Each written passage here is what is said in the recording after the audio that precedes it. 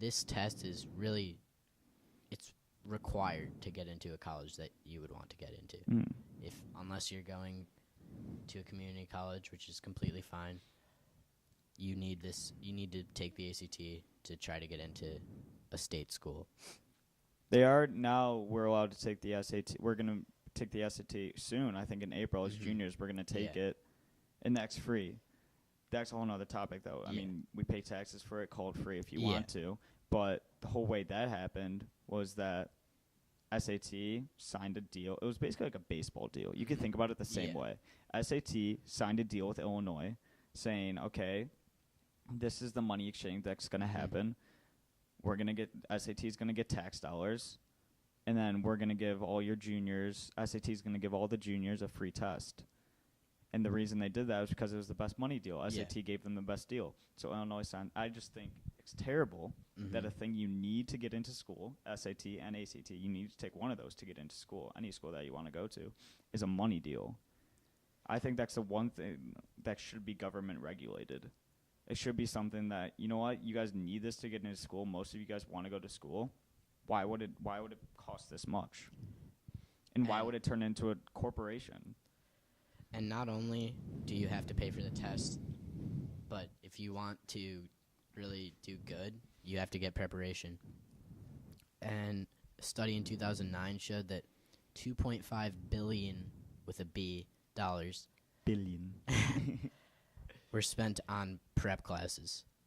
And it doesn't make sense that you have to. And like when I saw that number, we did that. Barisi did that research, and I saw that number. I was like surprised at first, but then I was like, nope, that makes a lot of sense. Because you think about especially as juniors, any kid you talk to, they're like, yeah, I got ACT after school today, or I got ACT Saturday mornings. And it's kind of crazy because this is another irony, is that, you know what, this test, ACT, they preach it. They say this test is supposed to show how you will be as a college student. Then why do we need prep courses for it? If it's purely knowledge, you should walk in there, be able to take it. You shouldn't have to memorize the format and memorize how questions are set up and how you're supposed to pick out words. That just means we're memorizing the test. We're not memorizing common knowledge. That was 10 years ago, too, that number. That was 10 years ago. 10 years ago, so. I don't know if you guys heard Barisi. 10 years ago, so we can only assume that it's gone up. Yeah. And then the fact that you have to memorize the test, that kind of brings us into the SAT, which has just changed their format, which makes it very hard to study for. Everything's still changing. They had to curve the test last year completely because everybody did so bad, because you can't prepare for it, which is, you can debate whether that's good or not, because maybe that does measure a student's intelligence more than a test that is completely consistent throughout. Yeah. Another thing that came up is that, this came from the Chicago State University, is that students who took the ACT in high school have academically performed way off from what is expected of them in college. So you think if a kid gets a 30 or above, he's going to do really well in college. That's not necessarily GPA-wise. Yeah, that's not necessarily what happens. And so that's I feel like that's getting away from their whole goal. And that you see that, you think when you get a job interview after college, they're like, okay, what did you get on your ACT? Literally no one does that. No one does that. So yes, you're going to get into a good college and you're going to do all of that, but does it affect you after you're 19 years old? No. No, and I really hope that I do not discuss the ACT anytime after high school. Oh, yeah. Unless I'm debating it like this. But if I'm getting constantly asked, oh, what'd you get on your ACT? Gosh, that would suck. Yeah. And it's And you see it, just comparing October to now in our peers. People are just not, they don't care. They see it. They see how much it does not matter. Yeah. And it's what, I don't want to sound like a broken record from what teachers say, what counselors say. It really doesn't matter what you do, what college you go to. It matters what you make of it. Yeah. I know plenty of people that went to mediocre colleges, they have better jobs than Ivy League students, and that all ties into the ACT. As you do bad on your ACT, that does not, and stats have proven that does not mean you're going to do bad in life. Yeah, the richest person that like my family knows, he owns like a trucking business or something. He went to Eastern Michigan, and I think he got a 20 on his ACT. Mhm. And Eastern Michigan, it's really easy to get into, Yeah. especially he lived in Michigan. And he's literally a billionaire. Yeah. And it really does not matter where you go to school. And people think, oh, I need to get into Northwestern. Oh, I need to get into Michigan. Like, a degree is a degree at this point, and it's really not going to affect you that much unless you're going to, like, Harvard Law School. Maybe Yeah. you'll get into more law firms if you go there. So we took the ACT together Yeah. in December, Mm-hmm.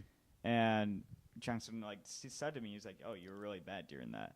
And I was, just because like I shouldn't have been thinking about this during the test, but during the test I would be in between sections or like at the end of it, I was thinking, what I just did, how is that going to affect me in my life? Mm-hmm. How is that going to help me sit down in a job interview and be able to hold a conversation with someone? How is that going to be able to help me like meet my wife or like be a good father? And that's Again, like the things that yeah. that's the thing that matters. So like, Yeah. And and- again, don't think about that during your ACT. we emphasize that.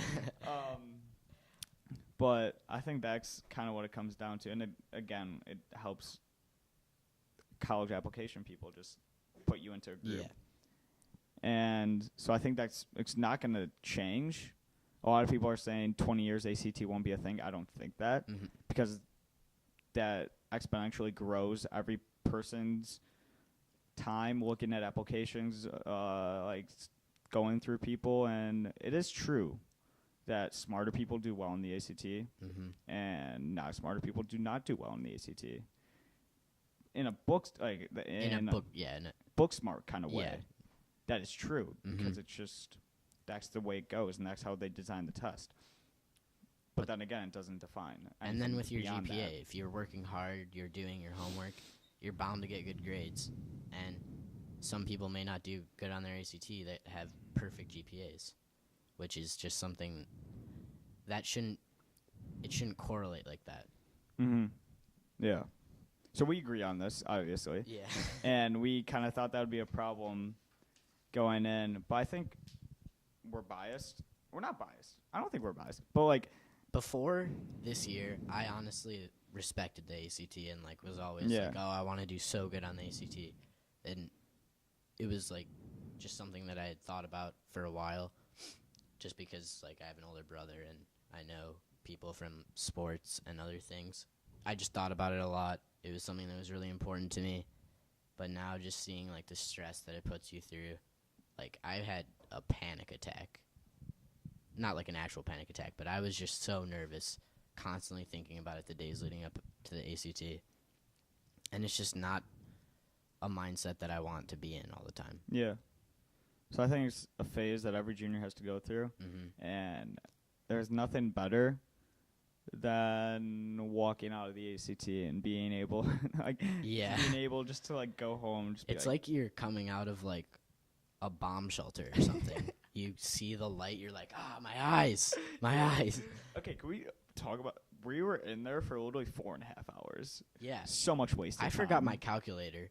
Oh, yeah. I forgot I about shed that. a couple tears. I'm not gonna lie, but I had to like talk to the lady, and I had to call my mom, and my mom rushed over with my calculator, and Yeah.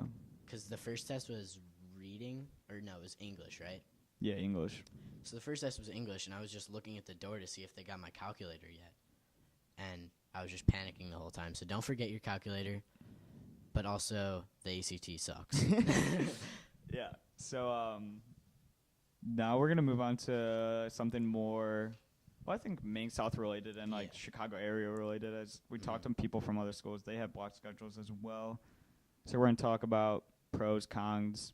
I'm not totally against it. I don't know. Yeah. I kind of like Tuesday or Monday and Tuesday nights. I don't have to do all my homework. I can wait till And another point is that without the block schedule, we wouldn't be making this. Yeah. We're making this Tuesday during 5th period because Yeah. we have 2.5 hours off, which make it an open campus so that people don't have to sit in their lunch period for 2.5 hours. But also, it gives us the opportunity to do stuff like this. Yeah, so I'm just going to read like a couple stats that we got is that, or just one stat. 16, so I don't know how many kids go to Maine South. Maybe, Over 2,000. yeah, around there. So it's over 2,000. 1,600 kids are in the CAF during some lunch periods. 1,600. Like 1,600 Specifically students. like 5X, 5Y, 5Z at some point. And then 6, earlier same in the thing for year. the 6 periods. Yeah. And that's what was happening. And the reason for that is because people who have classes all day, they need a lunch. People who have 5th off, they're in there. Mm-hmm. So therefore, more than half the schools in the CAF, and that's a huge problem, really Yeah. big problem that needs to be solved. And another problem is just the amount of wasted time. So if you have 5th off, which we do, we have 90 minutes and then 45 minutes. There's no homework you can give me that's going to take that much time. Yeah. So what do? We socialize with each other. We watch TV, but is that the best thing to be doing in school? I mean, I felt useless sometimes during 5th period because I'm just like, okay, I'm in school, but what am I really? I'm not doing school. Yeah. And if you had done your homework the night before, you only have 2 classes before your 2.5 hours to do homework for, which I almost never have 2 hours of homework like at home. And just 2 classes is not that long. It won't take you 2 hours. But it also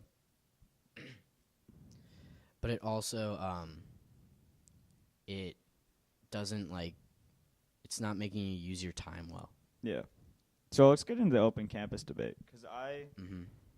from like a kid point of view, or from my point, like Yeah. high schooler's point of view, I'm thinking like, oh yeah, make it open campus, then we could go places. From a teacher's point of view, from what I've heard teachers say, it makes sense why it's not. First of all, Maine South, literally no food places around here. Yeah. There's nothing. I mean, we have to go to Rosemont, drive past the casino, wave to everyone, and then like go to McDonald's, I guess, or go uptown. And so Yeah. that's the one problem. Another problem is just they're responsible for us as we get in a car, Yeah. as we drive places. And you also can't guarantee what everybody is doing with that time. Yeah, I mean, we can assume not everyone's going to Yeah. use it to the most. And also being late, like if people were just leaving during like a 45-minute off period, yeah, you're not going to make it back in time. I know school. I don't quote me on this. I think GBS is open campus. Yeah. And there's another one. I forgot who I was talking to. One of my teachers' old schools was open campus because their school was a little like imagine Maine South Uptown. Mm-hmm. So that's what their school was, and then they just said, yeah, you guys can go walk and get food, but you don't have to. You don't have to get in your car, and you don't have to like drive places. And that was a little more like secured open campus, if you want to call it that. Whereas Maine South, we'll need to get in cars, and that I feel like that Yeah. raises a lot of question marks. So So then I think the answer to that from Dr. Collins and all that, we tried to get him on the podcast Yeah. for an interview. He was very enthusiastic Yeah. about it. I don't blame him, though. He has a very busy schedule, Yeah, so we busy weren't man. able to interview him. Hopefully we can get him or another administrative on for another topic that Yeah. relates to school, because I think it'd be cool and to then, have him. But yeah, to so- get into the new schedule, you want to say it? everybody got that email kind of explaining what the new schedule will be for next year. If you don't know, we're starting at 8:20 every day based on the studies that say like students need more sleep and stuff. There's no late start anymore, which might